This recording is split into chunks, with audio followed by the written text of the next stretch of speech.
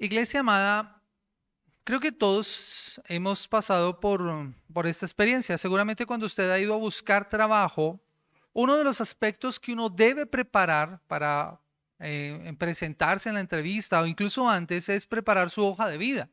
Allí se consigna todo aquello que habla acerca de la vida de uno, la vida profesional, la vida personal, la formación profesional, la experiencia, incluso las recomendaciones para poder aspirar a un cargo o a un empleo al que uno se está presentando. De hecho, en algunas hojas de vida uno coloca el perfil profesional que uno tiene para verificar que se ajusta al perfil de cargo que uno está aspirando. Y guardando las obvias proporciones, el pasaje del día de hoy funciona muy bien por medio de esa analogía. De hecho, este es un preámbulo que nos introduce al personaje de la historia del libro que hemos venido estudiando, el libro de Esdras, que hasta aquí, en estos primeros capítulos, no se había mencionado sino hasta el capítulo 7. Y estos primeros versículos del capítulo 7 funcionan como una especie de hoja de vida y que precisamente van a ser los puntos de este sermón que yo he titulado La hoja de vida de un reformador. La hoja de vida de un reformador. Y recordando un poco el libro que hemos estado estudiando, los primeros 6 capítulos se enfocaron en la reconstrucción del templo por medio de dos líderes muy importantes. Zorobabel, que fue gobernador, también conocido como Sesbazar, y Yeshua o Jesúa como sumo sacerdote. Y la siguiente parte, a partir del capítulo 7, va a hacer énfasis no en la restauración del templo, porque este ya ha sido restaurado, sino en la restauración espiritual del pueblo de Dios. Ellos necesitan ser restaurados, pero la restauración tiene que ocurrir en un área diferente y esa tiene que ser a través de la palabra de Dios. Ellos necesitan ser restaurados en la ley. Por eso Esdras se había preparado en la ley para viajar a Judá y poder enseñarla y ser ese instrumento de transformación, además porque la buena mano de Dios estaba con él. Y eso es lo que vamos a estar explicando en esta mañana.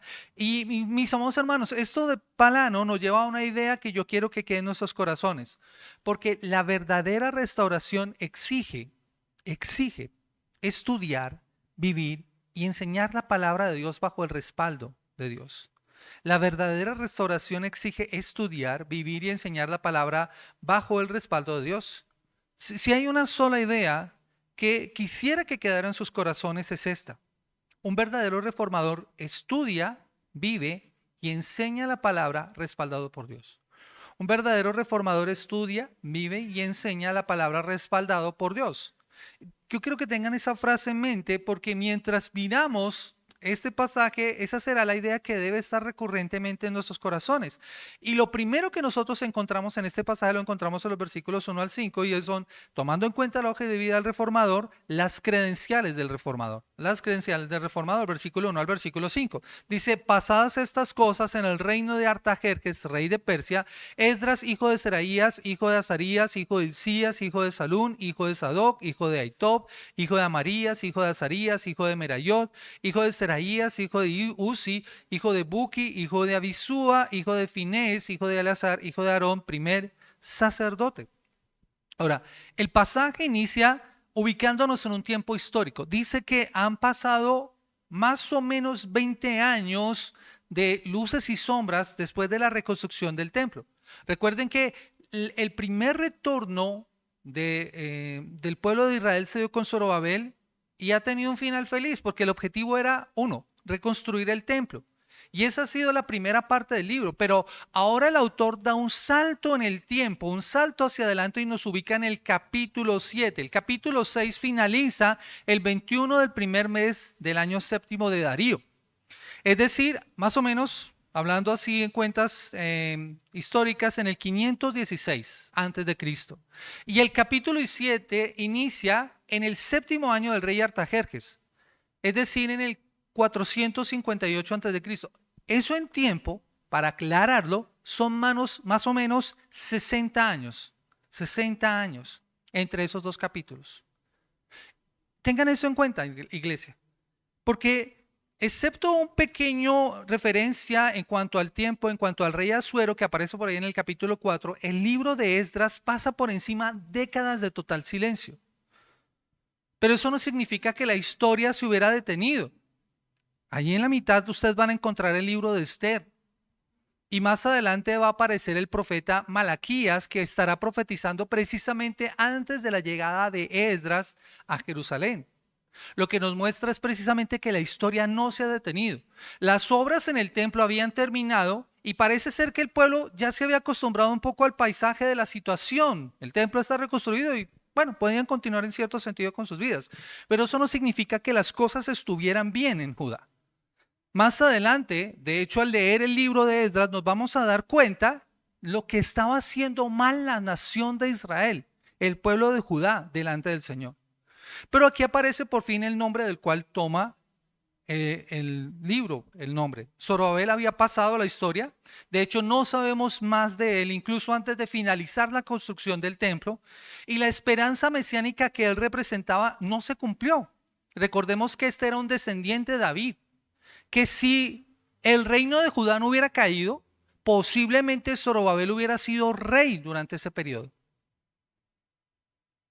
Pero recuerden que después de que Judá cae, él pasa a ser un gobernador bajo el poder del imperio persa y sometido a lo que el imperio dijera. O sea, Israel no era una nación autónoma en ese momento. Dependía de lo que determinara Persia para ellos. Zorobabel pasa en cierto sentido a la oscuridad sin dejar rastro de los últimos años. Y esa esperanza que representaba como un nuevo Mesías no se cumple.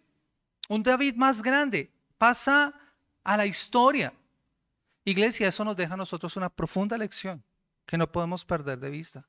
Porque al igual que Zorobabel, nosotros somos parte en el plan de Dios, pero no somos el centro de la historia. Zorobabel cumple en esos primeros capítulos un rol muy importante, pero él no es el centro de la historia. A diferencia de Dios, que es eterno, que existe por sí mismo, nosotros dependemos totalmente de Él. Cada latido de nuestro corazón depende de Él. Nosotros no somos indispensables en la obra de Dios. No somos indispensables para que el universo siga funcionando. Por eso Zorobabel, con lo importante que hubiera podido parecer, o Jesúa, con lo importantes que hubieran podido parecer, pasan a la historia y la obra de Dios continúa porque la obra no depende de un hombre. Iglesia, nosotros somos así. Podríamos no haber existido. Dios seguiría siendo pleno y glorioso. Pero aquí es donde está la maravillosa gracia también, iglesia. El Dios que no nos necesita, en su infinito amor decidió crearnos, sostenernos y darnos el privilegio de participar en la obra del Señor. La iglesia, mis amados hermanos, no depende de un hombre. Es un error considerar que la iglesia se sostiene en razón a un líder. De hecho, las iglesias que tienen esas figuras de autoridad así tienden a ser iglesias muy débiles en el cimiento, porque cuando el líder no está, la iglesia se acaba. Pero nosotros, iglesia, no debemos depender de quién está al frente. Dependemos de Dios independientemente de quién esté al frente, de quién sea el líder. Y esto no significa que Zorobabel no fuera importante dentro del plan de Dios, por supuesto que no, pero cuando ya cumplió su cometido dentro del propósito de Dios, el Señor levantará a otros y Zorobabel pasará a la historia. Y así ocurrirá con aquellos que el Señor vaya levantando, porque su obra no depende de quién esté delante, sino del Señor, quien coloca a quien quiere, como quiere y donde quiere. Y eso nos humilla, mis amados hermanos. Créame, eso nos humilla a nosotros porque nos muestra que por más importantes que nos consideremos, es Dios quien nos coloca en su obra. Es Dios quien nos permite hacer. Nosotros solamente somos instrumentos en las manos de Dios para llevar a cabo su plan delante de Él, para que la gloria sea suya y no nuestra. Y eso es lo que pasa en la vida del pueblo a través de sus líderes. El pastor Luis tiene una ilustración que me encanta. Nosotros somos palustres en las manos de Dios. ¿Y un palustre puede hacer algo por sí mismo? No, necesita de alguien que lo use para poder cumplir con su objetivo. Nosotros somos eso delante del Señor. Porque la gloria le pertenece a Él. Por eso ahora el autor nos presenta a Esdras y lo ubica a partir no solamente del periodo histórico en el que está, sino de su ascendencia, los versículos 2 al 5. Y no solamente está dando una lista de nombres sin importancia para nosotros. Recordemos que para los judíos esta información era muy importante, era esencial. En una hoja de vida, de hecho, nosotros solemos colocar una serie de información personal y colocamos referencias familiares. En algunas hojas de vida nos coloca una referencia familiar. Y ahí esa referencia van a llamar para pedir información acerca de ti. Pues aquí están las referencias familiares de Esdras. En muchas ocasiones, en otras partes, en la Biblia, al darnos genealogía, lo que solemos hacer es pasarlo por alto. Eso ya lo hemos visto en otras ocasiones. Queremos como salir rápido ahí. Pero la razón de colocar esta lista es para dar validez a la identidad del protagonista. Aquel que está en este momento siendo colocado como el líder. La línea genealógica de Esdras se rastrea hasta Aarón, el primer sumo sacerdote, por lo que Esdras pertenece a la familia de Leví y puede cumplir con el privilegio de ser sacerdote en la casa de Dios. El autor usa, de hecho, una lista que aparece en Segunda de Crónicas capítulo 6. Los primeros capítulos de Crónicas son listas, ¿recuerdan ustedes? Listas de nombres, pues allí aparece una lista de él. Y lo que está haciendo el autor es para validar precisamente el ministerio de Esdras. El autor quiere mostrarnos que Esdras no es un aparecido, es un verdadero sacerdote. Cuando ocurrió el primer retorno, en los primeros capítulos, recuerden que hay también una lista de nombres y varios de ellos dijeron que eran sacerdotes, pero no pudieron demostrarlo porque precisamente no pudieron demostrar su linaje. Acompáñenme por favor a Esdras capítulo 2, el versículo 59 al versículo 63. Dice, estos fueron los que subieron de Tel Mela, Tel Harsa, Kerub, Adán y Eimer, que no pudieron demostrar la casa de sus padres ni su linaje si eran de Israel. Los hijos de Delaya, los hijos de Tobías, los hijos de Necoda, 652. De los hijos de los sacerdotes, los hijos de Javia, los hijos de Cos, los hijos de Barzilai, el cual tomó mujer de las hijas de Barzilai Galaíta y fue llamado por el nombre de ellas. Estos buscaron su registro de genealogías y no fue hallado y fueron excluidos del sacerdocio. Y el gobernador les dijo que no comiesen de las cosas más santas hasta que hubiese sacerdote para consultar con Urín y Tumín. ¿Sí ven la relación? Esdras es un sacerdote porque su línea genealógica lo demuestra.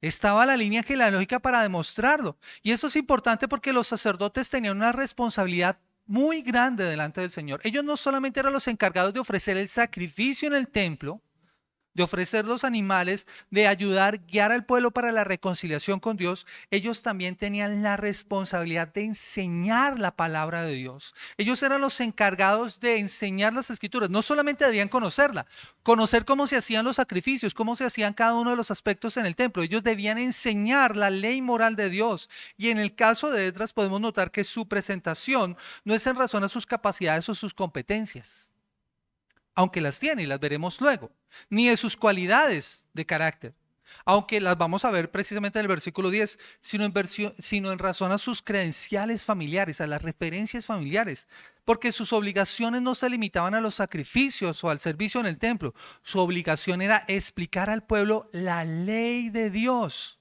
como vamos a ver nosotros en el versículo 10. Miren lo que dice Levítico 10:11.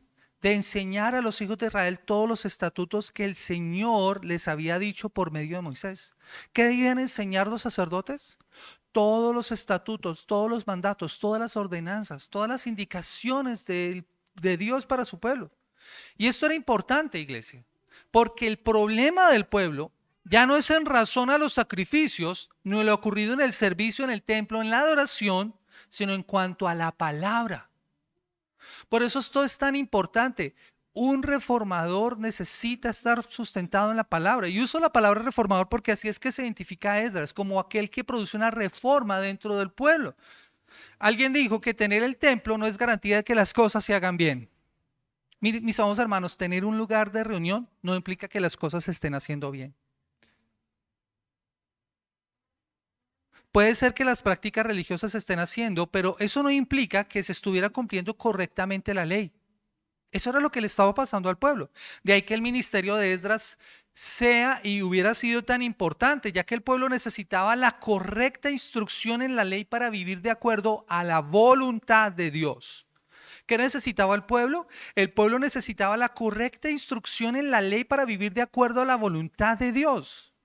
Así que lo primero que Dios hizo fue restaurar la adoración, como lo vimos en los capítulos 1 al 6, y la celebración de los sacrificios para que el pueblo pudiera reconciliarse con Dios. pero ahora necesitan la palabra, necesitan las escrituras. Por eso Esdras no es un aparecido. Su linaje sacerdotal hasta Aarón validará su ministerio. Y él tenía las credenciales correctas, él tenía las referencias correctas. Pero hermanos, un linaje familiar no era suficiente para cambiar la nación. El que Esdras pudiera decir, yo puedo ser sacerdote, no significaría que él pudiera enseñar correctamente para que el pueblo aprendiera. Eso no es suficiente. Como les dije al principio, un verdadero reformador estudia, vive y enseña la palabra respaldado por Dios. Por lo tanto, no solamente basta con saber de dónde venía. El pueblo necesitaba la palabra, lo que de paso nos lleva a nuestro segundo punto, al segundo aspecto de su hoja de vida y que encontramos nosotros en los versículos 6 a 9, la experiencia y el respaldo del reformador, la experiencia y el respaldo del reformador, versículo 6 al versículo 9. Dice la palabra del Señor, este Esdras subió de Babilonia, era escriba diligente en la ley de Moisés que Jehová Dios de Israel había dado y le concedió al rey todo lo que le pidió, porque la mano de Jehová su Dios estaba con él. Y subieron a Jerusalén algunos de los hijos de Israel y de los sacerdotes, levitas, cantores, porteros y sirvientes del templo en el 7º año del rey Artajerjes. Y llegó a Jerusalén en el mes 5º del año 7º del rey, porque el día primero del primer mes fue el primero de la partida de Babilonia, y el primero del mes 5º llegó a Jerusalén, estando con él la buena mano de Dios. El autor nos dice que Esdras había emprendido un viaje desde Babilonia, y nos presenta más acerca de su hoja de vida. Esdras se puede decir que es un sacerdote por nacimiento, pero es un escriba por elección. Un sacerdote por nacimiento, pero es un escriba por elección. Esto implica un cambio en el énfasis de los sacerdotes, porque ya no se iban a limitar solamente a los sacrificios, sino que tenían que ser expertos, capaces en instruir al pueblo en la ley del Señor, en la ley de Moisés. Así que el autor va a señalar que su oficio era el de un escriba. En esa época, los escribas originalmente eran funcionarios de gobierno que hacían las copias de los documentos oficiales. Eran secretarios reales que trabajaban en esa redacción de esos documentos y que escribían también las leyes o ayudaban a redactar las leyes. Nosotros hemos visto aquí varios escribas que estuvieron allí precisamente en el reino persa, pero Esdras, a diferencia de esos otros escribas, su oficio iba mucho más allá. Era más que la ley del Estado, era la ley de Dios. Por eso en la hoja de vida del reformador se nos quiere dejar bien claro que la ley de la que se está hablando es la ley del Señor dada por Moisés, el Pentateuco, los 5 primeros libros de la ley. Y Esdras era un escriba diestro, o sea, muy instruido en la ley del Señor. La palabra original para diligente o para diestro, que seguramente aparece en sus Biblias, significa literalmente rápido, veloz, ágil. Lo que esto sugiere es que Esdras tenía una capacidad mental y una facilidad dentro de la ley, tenía un conocimiento y una capacidad para poderla entender y para poderla explicar. Eso era producto no solamente de su aptitud natural, era producto también de la práctica y del estudio constante en la ley. Hermanos, estudiar la palabra del Señor no es solamente para una élite dentro de la iglesia. Todos nosotros tenemos capacidades para estudiar la palabra del Señor. Hay algunas personas a las que se les facilita. Yo he conocido hombres que son supremamente capaces y entendidos para no solamente memorizar escritura, sino para poder explicar porciones extensas de la palabra del Señor, para poder definir términos y para poder expresar las escrituras de una forma sorprendente. Es una habilidad que Dios les ha dado a ellos. Otros no tenemos esa capacidad. ¿Qué nos toca a nosotros? Estudiar, estudiar y estudiar y estudiar. Y en la medida en que nosotros vayamos estudiando, el Señor nos va dando a nosotros la capacidad para poder entender mejor las Escrituras. Por eso Esdras no solamente era diestro en la ley, no solamente conocía y entendía el contenido de la Biblia, sino era capaz de aplicarlo a las preguntas y a los problemas más importantes de la comunidad. Me encantaba un pasaje que Marí leía en su dirección en el Salmo 119, el versículo 34 y 35, que dice la palabra del Señor: guíame por las sendas, si era el 34 y 35, ¿cierto? Dame entendimiento y guardaré. ¿sí? Dame entendimiento y guardaré tu ley y la cumpliré de todo corazón. Guíame por las sendas de tus mandamientos, porque en ella tengo mi voluntad. De hecho, el mismo salmista en esta porción dice que tú me has hecho más sabio, más entendido que mis enseñadores, que mis maestros. Si lo leemos a la luz del contexto del Salmo 119, es por el estudio de las Escrituras y de poder aterrizar esas enseñanzas y aplicarlas a las vidas de las personas. Por eso un sacerdote tenía que conocer la ley en cuanto a cómo podían y cómo debían ofrecerse correctamente los sacrificios, pero también tenía que tener la capacidad de enseñar la ley moral de Dios, la ley que enseña cómo debe vivir cada uno. Y eso es importante nuevamente, porque no estamos hablando de cualquier ley.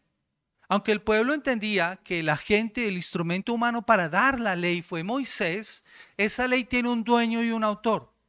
Es la ley de Dios, esa ley le pertenece, Él es autor. Y aunque Moisés fue el agente humano, Dios es la fuente, la autoridad detrás de la ley. Cuando tú obedeces la ley de Dios, estás obedeciendo a Dios mismo. Cuando tú desobedeces la ley de Dios, estás desobedeciendo a Dios mismo. Y eso es lo que el pueblo necesita entender. Dios había dado su ley, Dios ha dado sus palabras para que el pueblo se pudiera relacionar con Él a través de esas normas, por medio de las cuales podría entender su voluntad para sus vidas. Y esto es lo que Esdras debía enseñar, lo que él en su hoja de vida ha colocado para que nosotros podamos saber cuál es su experiencia. Esdras es un escriba diligente en la ley de Moisés. Pero no solamente es esto, Esdras es diligente estudiando la palabra. Esa expresión significa que buscó y que unido a la ley se magnifica, o sea, él es diligente en el estudio de la palabra. Y eso hace que eso sea mucho más glorioso. Los abogados, podemos poner aquí el ejemplo de los abogados, hablando acerca de los abogados. Si hay abogados entre nosotros sabrán a qué hago referencia. Ellos tienen que hacer una exégesis de la ley, ¿cierto? Una interpretación de la ley. Tienen que conocer la ley. Yo admiro a muchos abogados por la capacidad de memorizar leyes y de poder citar artículos y decretos y ese tipo de normas y constitución y todo eso. Mis amados hermanos, Esdras conocía la ley de Dios y eso es mucho más glorioso que lo que cualquier abogado en el mundo puede hacer. Y eso es lo que hace que su labor sea tan importante. Esdras está buscando saber más acerca de Dios y de su voluntad a través del estudio de la palabra de Dios. Por eso es un reformador, porque primero sigue los preceptos de Dios, los límites que Dios ha establecido para nuestra protección. Y luego, después de haber estudiado y de poner en práctica lo que aprendió, puede enseñar a otros. Esdras ahora tiene la responsabilidad de volver a Judá para hacer cumplir lo que su misión le había dado, lo que el Señor le había dado como su misión, lo que su experiencia le había permitido adquirir. El texto por eso señala que el rey le dio todo lo que pidió, aunque en este momento no se nos dice qué fue lo que Esdras pide, lo que sí se nos muestra es por qué es que el rey le dio lo que pidió. Dice, porque la mano del Señor estaba sobre él. La Nueva Traducción Viviente dice, la bondadosa mano del Señor, su Dios, estaba sobre él. Lo que yo considero en su hoja de vida es el respaldo que tenía Esdras para poder hacer las cosas. No solamente tenía la capacidad, no solamente tenía las referencias personales, sino tenía también el respaldo adecuado. El respaldo, al decirnos que la mano del Señor estaba sobre él, significa que la presencia poderosa y bondadosa de Dios estaba con él. Se refiere de una manera figurada a la bendición de Dios, manifestada específicamente en esa ocasión de provisión y de protección por parte del gobierno. ¡Qué respaldo tan maravilloso! Él puede ir delante del rey y pedirle las cosas y el rey se las da. Ese es el favor que Esdras encontró en la corte, que no se debió precisamente a sus impresionantes credenciales como sacerdote, como maestro, sino a que Dios intervino activamente en su vida, a que Dios estaba con él. Iglesia, esto nos da a nosotros un profundo descanso y debe darnos profundo descanso, porque a veces nos asusta lo que está pasando en la situación política. El panorama político a veces nos preocupa, las decisiones de quienes nos gobiernan nos asustan, pero la historia de Esdras nos recuerda que Dios opera por encima de cualquier autoridad humana. Él puede transformar cualquier situación, por difícil que parezca, en una oportunidad de bendición y de crecimiento espiritual para la iglesia y para nuestras vidas. Si Dios pudo usar al rey de Persia para bendecir a su pueblo, ten por seguro que Él puede usar cualquier circunstancia a tu alrededor para cumplir su propósito en tu vida. Por eso creo que eso nos debe alentar a nosotros. Dios es la autoridad y el poder último que opera por encima de cualquier agencia humana o política para cumplir sus propósitos. Por eso el rey le concedió a Esdras todo lo que pedía. Me encanta como lo dice R.S. Sproul. R.S. Sproul dice: las acciones de los seres humanos responsables se remontan más hasta encontrarse con la acción soberana de Dios. Las acciones de los seres humanos responsables se remontan hasta encontrarse con la acción soberana de Dios. Esdras toma la iniciativa.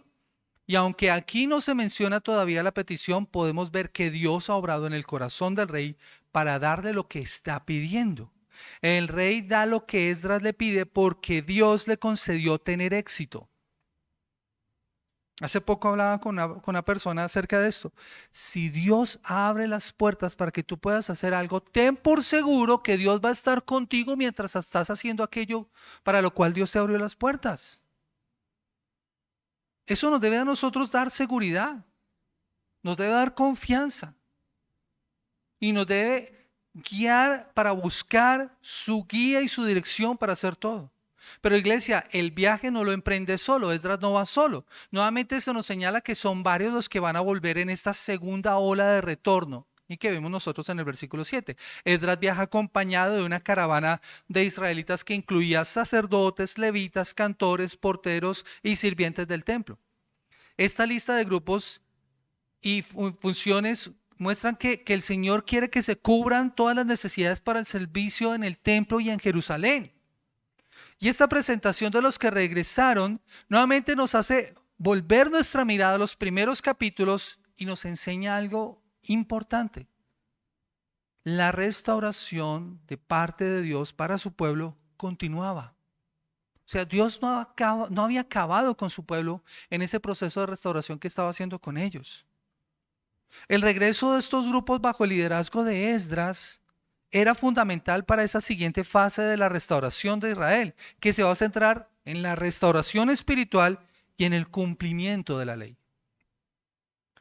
Y estos que vuelven lo hacen nuevamente asumiendo un gran riesgo para ellos. Recuerden que viajar en esa época, en ese territorio, era muy difícil, tenía que hacerse en épocas específicas del año. Ellos viajaban más o menos por 4 meses, desde Persia hasta Jerusalén. Tuvieron que esperar que las condiciones fueran las adecuadas en cuanto al clima, en cuanto a la temperatura, de modo que se pudiera garantizar un recurso invaluable para poder viajar en el desierto, el agua. Y la distancia a recorrer no era una distancia corta, eran 1500 kilómetros. Así que esto es un viaje largo y extenso. ¿Qué necesitaban ellos? Ellos necesitaban la poderosa, la bondadosa mano de Dios sobre ellos para poder desarrollar este viaje. De nuevo el escritor quiere mostrarnos que esto fue posible porque la mano del Señor estaba sobre él y sobre los que con él viajaban. El gran respaldo poderoso de Dios, de contar con la poderosa mano de Dios, fue lo que les permitió desarrollar este viaje. Esta escena es importante porque le recuerda al pueblo precisamente la protección de Dios durante el Éxodo. ¿Recuerdan cómo hizo Dios en el Éxodo? De día los cubría con una nube, por la noche una columna de fuego. ¿Qué está diciendo Dios al pueblo de Israel? Yo estoy con ustedes todo el tiempo mientras están acá. No los he dejado solos. Voy con ustedes a todo lado. De hecho, esa era la indicación para moverse. Cuando la nube se posaba en un lugar, ellos tenían que detenerse una determinada cantidad de tiempo. Pero cuando la nube se movía, ellos debían moverse. O sea, es no solamente la protección, sino la guía. Esa es la mano del Señor sobre su pueblo. Yo te pregunto, ¿tú crees que necesitas la mano de Dios sobre tu vida? ¿La protección de Dios, la guía del Señor? Yo creo que necesariamente nosotros debemos buscar esa guía. La mano de Dios garantiza la ayuda permanente sobre una persona y sobre una congregación entera. Iglesia, nosotros necesitamos la bondadosa y poderosa mano de Dios con nosotros para poder desarrollar su obra. Y por eso el autor nos sigue mostrando la hoja de vida del reformador. Y con esto podemos pasar a la última parte del texto, sobre la razón y la misión de Esdras que va a llevar a cabo en Judá y que completa perfectamente lo que les digo, esta hoja de vida. Vemos que el rey Artajerjes le concedió a Esdras todo lo que pidió. ¿Y por qué? Porque la bondadosa mano de Dios estaba sobre él. Él tenía el respaldo divino para un viaje peligroso de más de 4 meses. Pero ¿por qué Dios respalda a este hombre de esta manera? ¿Por qué Dios respalda a este hombre de esta manera? La respuesta a esta frase es algo que hemos venido nosotros repitiendo. Recuerden, un verdadero reformador estudia, vive y enseña la palabra de Dios respaldado por Dios. Y esto nos lleva entonces al clímax de este pasaje que vemos nosotros en el versículo 10, en su hoja de vida, las capacidades del reformador. Las capacidades del reformador. Versículo 10. Dice la escritura, porque Esdras había preparado su corazón para inquirir la ley de Jehová y para cumplirla y para enseñar en Israel sus estatutos y decretos. Este verso funciona como una especie de conclusión a este pasaje y nos sirve para ver cómo Esdras pudo realizar todo esto y que la mano del Señor estuviera con él, debido a que hizo con la palabra lo que debía hacer. O sea, la mano del Señor estuvo con él por lo que hizo con la palabra. Es una condición de causa y efecto. Estudió la palabra y la mano del Señor estuvo con él. Por eso la Nueva Traducción Viviente dice, fue porque Esdras había decidido algo. ¿Qué decidió Esdras? El resto del versículo nos dice. Cuando la Biblia dice que Esdras había preparado, había fijado, dice en esta versión, dice el versículo 10, Esdras había preparado su corazón. Nos está mostrando que el mover de Dios en su vida no comenzó con una emoción pasajera. No fue algo que simplemente sintió como un impulso que lo llevó a hacer algo, no fue algo pasajero. Fue una decisión firme. En el original, en el hebreo, esta expresión significa literalmente hacer firme el corazón. Tomar una decisión y no moverse de ella. Eso es como cuando un barco va en alta mar o va en alguna parte y lanzan el ancla. Lo que hace el ancla es detener la marcha y hacer firme el barco, que no se mueva. Es como clavar un ancla. Esdras no esperó a sentir ganas de buscar a Dios. Él tomó la decisión deliberada de alinear toda su mente, su voluntad y sus fuerzas hacia un solo objetivo: obedecer a su Señor. Ese fue el objetivo de Esdras. Y esto, iglesia, también tiene una aplicación, porque el avivamiento personal, el avivamiento en nuestras vidas, nunca es un accidente. El avivamiento, la restauración espiritual en nuestras vidas no es un accidente. Es resultado de un corazón que se ha anclado intencionalmente en la voluntad de Dios a través de su palabra. Por eso es que nosotros hacemos tanto énfasis en estudiar, en leer, en meditar, en reflexionar en las Escrituras. Porque solamente así es que va a producirse el cambio en nosotros. ¿Y recuerdan? El salmista lo expresó en el Salmo capítulo 1. Sino que en la ley de Jehová está su delicia y en su ley medita de día y de noche. ¿Y cuál es el resultado de esa meditación? Será como árbol plantado junto a corrientes de aguas, que da su fruto a su tiempo, que su hoja no cae, y todo lo que hace prosperará. Yo me pregunto, ¿por qué a veces no vemos el resultado en nuestras vidas de cosas que queremos hacer? Y creo que este pasaje nos da una respuesta. Porque tal vez no hemos dedicado el tiempo suficiente para estudiar la palabra del Señor, para hacer firme nuestro corazón en la decisión de buscar al Señor. El avivamiento personal nunca es un accidente. Es el resultado de un corazón que se ha anclado intencionalmente en la voluntad de Dios a través de la palabra de Dios. Por eso el éxito de Esdras radicó en seguir 3 pasos en un orden correcto. Primero, estudiar. Primero estudiar. No fue simplemente un ejercicio intelectual, sino una búsqueda profunda, una investigación de las instrucciones de Dios. Su estudio fue un medio para un fin, un, algo que él buscó que se tenía que reflejar no solamente en lo personal, sino en lo público. Pero no solamente estudió. El conocimiento o el estudio sin aplicación es legalismo y moralismo. Por eso el que hizo, cumplió, practicó.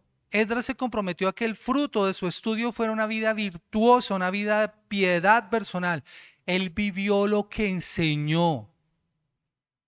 Él vivió lo que enseñó. Lo tercero no solamente fue estudiar, cumplir y practicar. Lo tercero fue enseñar. Ese fue el objetivo final. Esa era la meta de su formación espiritual. Enseñar a su comunidad, a su pueblo, comunicando no solamente las tradiciones. Miren, mis amados hermanos, si en algo fallaron los sacerdotes durante todo este tiempo, fue que fallaron en enseñar la ley del Señor, la ley moral. Y en el tiempo de Jesús seguía pasando eso. ¿Sobre qué hacían énfasis los fariseos y los escribas? Sobre un cumplimiento externo de la ley, pero en un entendimiento correcto de la palabra del Señor. Esdras hace algo muy importante y el orden no es por casualidad. No puedes enseñar con autoridad lo que no vives con integridad, ni vivir con integridad lo que no te has detenido a estudiar. El trabajo y la labor de Esdras que se aplican a nosotros consiste en estos tres pasos básicos de la palabra del Señor: el estudio del texto, la obediencia a sus instrucciones y la enseñanza impartida a otros. Iglesia, eso es lo que significa ser discípulos. ¿Qué se le pide a un discípulo que haga? A ver, discípulos de Cristo. ¿Qué se nos pide a nosotros como discípulos que hagamos? ¿Cómo? Sí, predicar. Pero no solamente eso. ¿Recuerdan lo que dice Mateo 28? Enseñándoles que guarden. Sí, tenemos que hacer discípulos. ¿Y cómo lo vamos a hacer? Enseñándoles que guarden. Nosotros hemos aprendido, hemos estudiado, hemos puesto en práctica. ¿Qué debemos hacer? Enseñar a otros. Eso es lo que el Señor nos dice que nosotros hagamos. ¿Ven? O sea, nosotros somos llamados a hacerlo. No lo podemos hacer en nuestras propias fuerzas. Por la obra de Cristo en la cruz del Calvario es que lo podemos hacer. Por eso Jesús dice ahí en Mateo capítulo 28, toda potestad me es dada en el cielo y en la tierra. Por tanto, vayan y hagan discípulos. Vayan y enseñen. No estás viviendo la transformación de parte de Dios hasta que no empieces a estudiar, a practicar y a enseñar la palabra de Dios a otros. Este orden es importante y es correcto. Si no sabemos lo que las escrituras dicen, ¿cómo vamos a vivir de acuerdo a ellas? Y si no vivimos de acuerdo a las escrituras, no tenemos derecho moral para enseñarlas a otros. Para aquel que tiene ese don de ejercer la enseñanza, de ser un maestro delante del pueblo de Dios, estos tres elementos funcionan como una silla de tres patas, como un taburete. Si falta una de ellas, si falta una pata en un taburete, ¿qué va a pasar con esa silla? Se va a caer y la persona que esté sentada en ella se va a golpear, ¿cierto? Si falta una de ellas, el taburete se va a caer. Solo si las tres están firmemente en el lugar correcto, habrá un buen ministerio. Yo creo que ese es efectivamente el aspecto fundamental de lo que nosotros tenemos que hacer. Por eso este pasaje nos muestra esa relación de causa y efecto entre el compromiso de Esdras en el versículo 10 y el éxito de su viaje, que ha sido mostrado precisamente en los versículos anteriores. Algunos autores sugieren incluso que Esdras eligió las fechas para viajar debido a ese estudio que él hizo de la palabra del Señor, porque las fechas corresponden precisamente al inicio de la Pascua y algunas celebraciones de los judíos. A la verdad, no puedo decirlo a ciencia cierta, pero sí puedo decir sin temor a equivocarme que Dios estuvo con él porque había decidido estudiar, meditar, practicar y enseñar la palabra del Señor. La restauración espiritual del pueblo de Dios no era posible sin la palabra de Dios. La restauración espiritual del pueblo de Dios no es posible sin la palabra de Dios.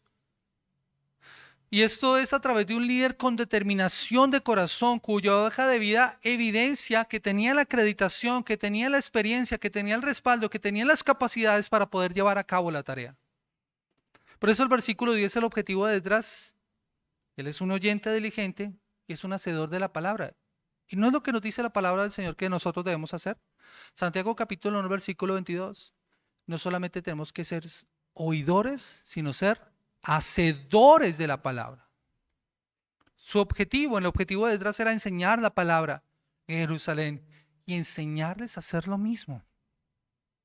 Mis amados hermanos, nuevamente, la verdadera restauración espiritual depende del compromiso integral del líder y del pueblo para estudiar, para vivir y para enseñar la palabra de Dios. Por eso, como hemos visto, la hoja de vida del reformador, no podríamos finalizar sin exponer algunas aplicaciones de acuerdo a lo que el pasaje nos muestra. Esdras nos deja un orden perfecto. No puedes enseñar lo que no vives, ni vivir lo que no estudias. Él lo logró porque dispuso su corazón. Pero seamos honestos, ¿cuántas veces fallamos en ese orden? Si les preguntáramos, hermanos, si fuéramos honestos, ¿cuántos estamos bien juiciosos con nuestro plan de lectura de este año? Y la motivación, gloria a Dios por los que están. Y no lo vamos a hacer por cumplir solamente. Espero que tampoco ese sea como nuestro, porque también podríamos caer en ese legalismo de decir, uy, estoy cumpliendo y estoy bien delante del Señor. Dios me tiene que bendecir porque lo estoy haciendo. No, iglesia. Nuestra motivación debe ser conocer la voluntad del Señor y someternos a ella. Y poder ayudar a otras personas para que puedan conocer la voluntad de Dios y para que puedan someterse a ella. ¿Cuántas veces estudiamos para llenarnos de conocimiento, pero no lo vivimos? Si nuestra salvación dependiera de nuestra propia hoja de vida, mis amados hermanos, estaríamos perdidos. Esdras fue un gran hombre, pero era solamente una sombra de alguien mucho mayor. Y lo que Esdras pudo hacer, no lo pudo hacer sin la obra de Cristo. Si un verdadero reformador estudia, vive y enseña la palabra respaldado por Dios, entonces debemos nosotros mirar al que lo hizo a la perfección. Debemos mirar al que lo hizo a la perfección. Él no solamente vino a enseñarnos a cumplir la ley, y estoy hablando de Jesús, Él vino a cumplirla en nuestro lugar. De hecho, Él es la palabra encarnada. ¿Recuerdan lo que dice Juan 1:1? En el principio era el verbo, y el verbo era con Dios, y el verbo era Dios. Juan capítulo 1. En el principio era el verbo, y el verbo era con Dios, y el verbo era Dios. Él es la palabra encarnada. Él no vino a quitar la ley, Él vino a cumplirla y enseñar cómo vivirla. Mateo capítulo 5, el versículo 17 dice la palabra del Señor. Mateo capítulo 5, versículo 17 dice, no penséis que he venido para abrogar la ley o los profetas. No he venido para abrogar, sino para cumplir. Y dice la palabra del Señor, versículo 18, porque de cierto os digo que hasta que pase el cielo y la tierra, ni una jota ni una tilde pasarán de esta ley, hasta que todo se haya cumplido. ¿Quién cumple perfectamente la ley del Señor? ¿Quién la vivió en perfecta obediencia? Solo Jesús. Por eso es que nosotros podemos acudir a Él. Él vivió en perfecta obediencia. De hecho, por eso es que puede enseñar a cómo vivirla. Me encanta cómo lo señala el Sermón del Monte. Ustedes van a encontrar muchas partes en donde ellos escucharon las enseñanzas de los maestros de la ley, de los escribas y de los fariseos. Y constantemente el Señor tiene que enseñarles correctamente. Oísteis que fue dicho, pero yo os digo. ¿Qué es lo que está haciendo el Señor allí? Corrigiendo, enseñando a cómo vivir, para que puedan estudiarla y para que puedan ponerla en práctica. Por eso el Sermón del Monte, ¿cómo finaliza? ¿Recuerdan ustedes cómo finaliza el Sermón del Monte? ¿Cuál es la imagen que usa? En el capítulo 7 dice, cualquiera pues que me oye estas palabras y las hace, lo compararé a un hombre prudente que edificó su casa sobre la roca. Pero cualquiera que me oye estas palabras, y escuchen esto, iglesia, porque esto es importante, cualquiera que me oye estas palabras y no las hace, lo compararé a un hombre insensato que edificó su casa sobre la arena. ¿Dónde está la diferencia? ¿Dónde está el cimiento? ¿Las escuchas y las haces? ¿O solamente las escuchas? Y es como lo dicen las madres a los hijos, ¿no? Le entró por un oído y le salió por el otro. No, no nos puede pasar eso. Iglesia, nosotros necesitamos a Cristo, nuestro gran reformador, quien nos capacita para estudiar, para vivir y para enseñar su verdad. Nosotros lo necesitamos a Él. Descansa en su obediencia perfecta y deja que su espíritu te impulse para amar su palabra. Tú no lo puedes hacer en tus propias fuerzas, necesitas de Jesús. Necesitas del Redentor. Esdras el reformador tiene unas credenciales que lo acreditan y que vimos nosotros en su genealogía, que llegan hasta Aarón, que lo valían como autoridad sacerdotal para servir en el templo y de enseñar la ley de Dios, pero él solamente era un anticipo, era una sombra de alguien mucho mayor, de Jesús, nuestro sumo sacerdote. Él es un sumo sacerdote que su genealogía no va hasta Aarón, va hasta Melquisedec, dice la palabra del Señor. Y Él ofrece un sacrificio único y eterno y intercede por nosotros ofreciendo el verdadero sacrificio para nuestra salvación y para el perdón de nuestros pecados. Este reformador tiene la experiencia y las capacidades para ser ese escriba experto en la ley dada por Dios. Jesús es el verbo de Dios que suple nuestra mayor necesidad de instrucción y de salvación. Esdras debía subir a Jerusalén porque tenía una tarea para la cual se había preparado toda su vida, todo su estudio, toda su práctica, toda su enseñanza era para ese momento. Pero iglesia, nosotros necesitamos algo mucho mayor. El pueblo necesita la instrucción de la ley de Dios. Eso era lo que necesitaba Israel en ese momento. Pero no solamente lo necesita Israel, lo necesita toda la humanidad. La instrucción en la ley de Dios. Y Esdras no podía cumplir con eso. Por eso Dios envió a su hijo, el verdadero sacerdote, el experto en la ley. Esdras nuevamente es una sombra. Dios envió a su hijo, el hijo verdadero, el hijo, el verbo de la palabra, para que por medio de él nosotros seamos transformados e instruidos en la verdad. Jesús no vino a decirnos cumplan la ley, a insistirnos en que cumplamos la ley. No, Jesús vino a cumplir perfectamente y a llevarnos al arrepentimiento y a la fe y a la obediencia perfecta. Por eso Él soportó la cruz y es autor de eterna salvación para que nosotros ahora podamos vivir de acuerdo a Él. Esdras vino a enseñar al pueblo a cumplir la ley, una tarea que a menudo termina en fracaso humano. Ustedes se van a dar cuenta que en eso fallan los maestros de la ley. En contraste, Jesús cumplió la ley en nuestro lugar y mediante la fe y su obediencia, esa obediencia se nos acredita a nosotros. Mis amados hermanos, nosotros somos llamados a obedecer la ley de Dios. No vayas a pensar que ahora esa no es nuestra responsabilidad. Pero ahora por Cristo nosotros obedecemos la ley como una respuesta de gratitud por la salvación que tenemos. No para ser salvos. La ley no tiene esa capacidad de salvarte. Por más que te esfuerces, no lo vas a poder lograr. Necesitas del Salvador quien vivió perfectamente para morir en tu lugar. Pero ahora el llamado que se nos hace a nosotros es obedece la ley. Obedece la ley. ¿Te has dado cuenta que en las Escrituras el Nuevo Testamento nos da mandamientos? Nos da instrucciones y nosotros debemos seguir. ¿Por qué debes seguir esas instrucciones? En respuesta de gratitud a la salvación que tienes. Esdras contaba con el respaldo para su viaje, no porque Artajerjes le diera lo que pidió, sino porque la mano del Señor estaba sobre él. Creyentes, debemos reconocer que nuestros logros, nuestros recursos, el favor que nosotros podemos tener de nuestros jefes o de las autoridades, no son nuestros méritos. No es por lo capacitados que estemos o por lo hermosos que seamos, sino por la intervención soberana y providencial de Dios. Así como Dios movió el corazón de este rey pagano, el pueblo debe confiar en que Él proveerá lo necesario para poder cumplir su voluntad. Iglesia, por eso también el llamado que este pasaje nos hace es a enseñarnos. El pasaje llama a un conocimiento profundo y compartido y tenemos la necesidad de instruirnos mutuamente. Carlos lo leía al principio, ¿no? Que nosotros tenemos que animarnos, exhortarnos con salmos, con himnos, con cánticos espirituales.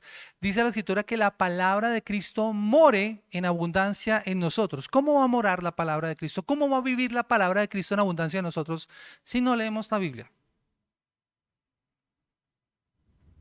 Hablando la verdad en amor, dice la Escritura, que debemos hablar la verdad en amor. Si basáramos, iglesia, vamos a hacer un ejercicio. Supongamos que no es solamente por la Escritura, aunque debería ser siempre solamente la Escritura. Pero si lo hiciéramos con base al sermón dominical para la capacitación diaria, ¿cómo vamos a hablar la verdad en amor entre nosotros si ni siquiera le recordamos lo que se predicó el domingo? Si tan pronto salimos de este lado, somos como el hombre que mira su rostro frente a un espejo y olvida cómo es al salir de casa.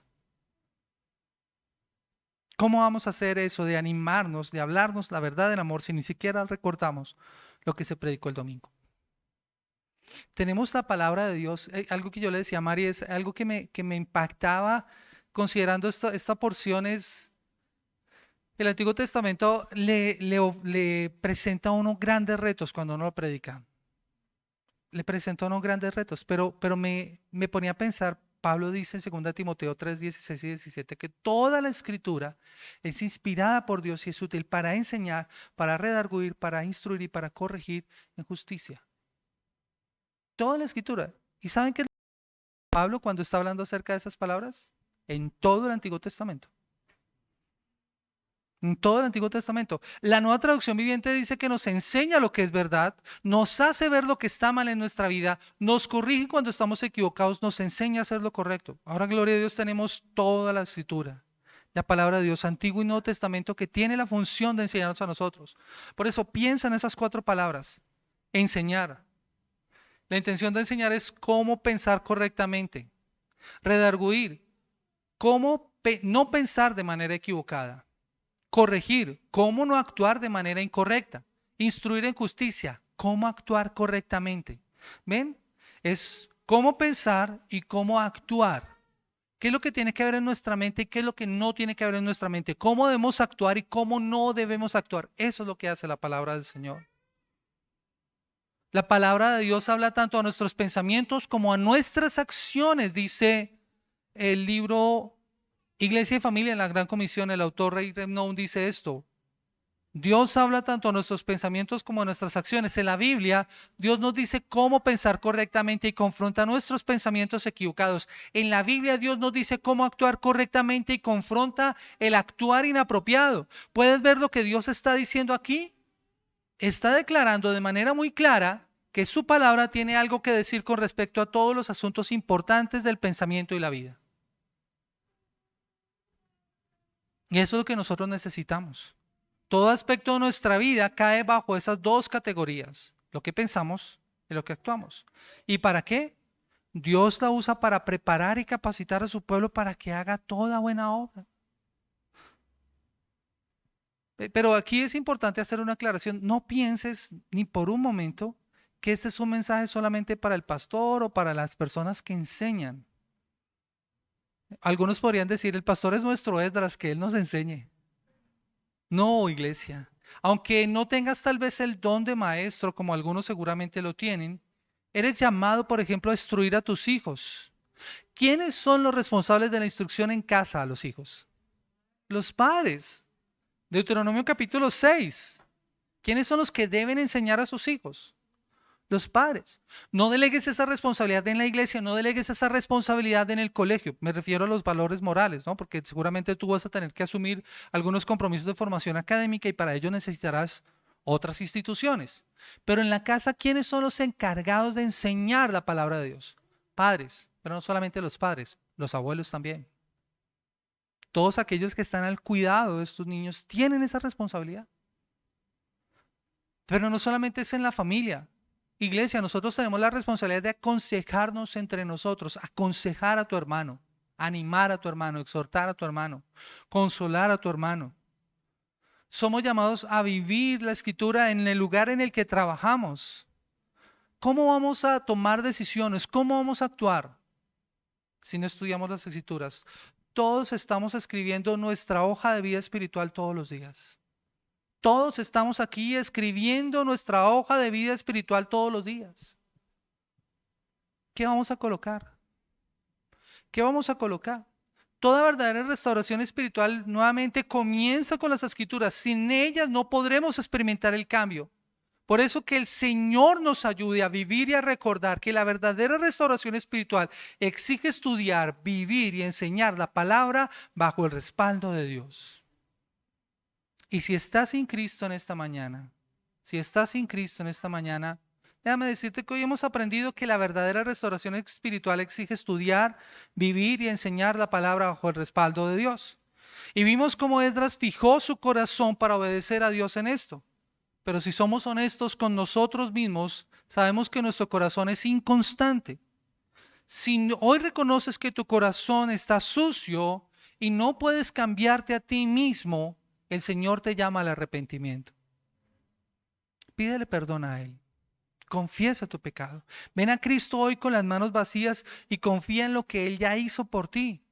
En Él Dios te perdona, te limpia y te da un corazón nuevo, un corazón que ahora sí anhelará estudiar su palabra y que tiene el poder para vivirla y el gozo para enseñarla bajo el hermoso respaldo de su gracia.